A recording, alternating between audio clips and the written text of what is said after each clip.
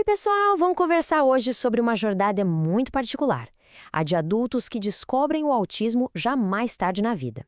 Sabe, a gente vai entender um pouco melhor como é passar anos com aquela sensação de ser diferente, até que um diagnóstico chega e traz uma clareza e, para muita gente, uma sensação enorme de libertação. Pois é, essa pergunta para muita gente ela ecoa por uma vida inteira, né? É aquela sensação que não sai de você, de não se encaixar, de parecer um estranho no ninho. Isso pode durar décadas. É exatamente daí que, para muitos, começa a busca por respostas. E essa citação da Ana já como, olha, ela resume tudo, né? Eu até já tentei ser diferente por medo de doer, mas não tem jeito, só consigo ser igual a mim. É sobre isso, essa luta para tentar se encaixar, o medo de doer, de ser excluído, e no fim, a gente só pode ser a gente mesmo. É essa jornada que a gente vai desvendar agora. Então, vamos lá mergulhar nesse assunto. Para começar, a gente vai focar justamente nesse sentimento que é quase universal, mas ao mesmo tempo super pessoal, o de se sentir diferente. E aqui está um ponto chave, viu? Muitas vezes isso é confundido com timidez, com ansiedade, ou a pessoa é só mais introvertida. Mas não, para muitos autistas que ainda não têm o diagnóstico, esse sentimento constante de não pertencer, de inadequação, é na verdade o grande sinal de uma neurodivergência que passou a vida toda ali, sem nome. E isso nos leva direto para os sinais. Porque no adulto, as manifestações do autismo podem ser muito, muito sutis, bem longe daqueles estereótipos que a maioria de nós conhece. Bom, e um conceito que é fundamental entender aqui é o de mascaramento social, ou masking. Pensa nisso como se fosse uma estratégia de sobrevivência, sabe? É o ato de atuar nas situações sociais, de imitar o que é considerado normal para evitar julgamento. É um esforço, um esforço energético e emocional gigantesco. E aqui a gente vê na prática como esse ciclo funciona. Primeiro a pessoa ensaia as conversas na cabeça.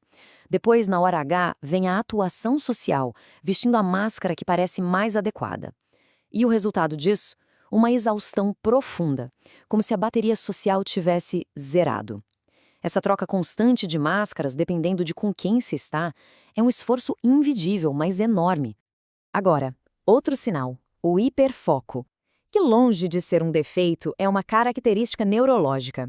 É aquela capacidade de mergulhar tão fundo num assunto de interesse que o resto do mundo parece que some. Isso pode ser uma força incrível, claro, mas também pode levar a alguns desequilíbrios. Isso é o hiperfoco na sua forma mais pura. Não é só um hobby, é uma imersão tão, mas tão completa que o mundo exterior, incluindo coisas básicas como fome e sono, simplesmente deixa de existir por um tempo. Um outro pilar muito importante é a sensibilidade sensorial. E olha, não estamos falando só de reações extremas, não. Muitas vezes é um incômodo sutil, mas que está ali, constante, com estímulos que a maioria das pessoas nem percebe. Olha só a variedade. Aquela irritação com a luz do escritório, a agonia de uma etiqueta arranhando a pele, a sobrecarga de um shopping barulhento, ou até mesmo a aversão à textura de certos alimentos. São experiências do dia a dia que, quando somadas, podem causar um desgaste imenso. Mas todo esse esforço para mascarar, para gerenciar as sensibilidades, para atuar socialmente, isso tudo tem um custo. E é um custo que ninguém vê, mas que é imensamente alto. E este slide ilustra esse conflito de um jeito brilhante. Por fora, a pessoa pode parecer calma, super competente, até sociável. Mas por dentro, a realidade é outra. Exaustão, ansiedade e aquela sensação constante de ser uma fraude. É um sofrimento silencioso e invisível. E esse esforço, quando é prolongado, pode levar ao que a gente chama de burnout autístico. E é fundamental entender isso aqui. Não é preguiça, não é desânimo. É um colapso neurobiológico real. É o ponto em que os recursos internos se esgotam por completo e até as habilidades mais básicas podem ficar difíceis. Então, com todo esse sofrimento interno, o que acontece? Começa a busca por respostas. E, infelizmente, essa busca costuma ser uma jornada longa e bem difícil. A palavra que muitos usam para descrever essa busca é saga. É uma verdadeira saga.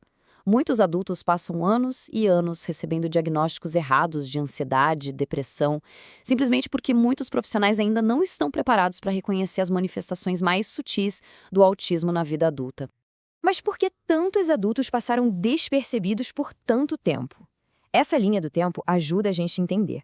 O próprio conceito de autismo evoluiu muito. Lá no começo, o foco era total na infância. Foi só em 2013 que o conceito de espectro foi formalizado, e isso mudou tudo, permitindo que muitos adultos que não se encaixavam nos critérios antigos finalmente pudessem ser identificados. Mas aí, quando a resposta finalmente chega, o impacto é transformador. E aqui, a gente tem o ponto de virada da nossa história.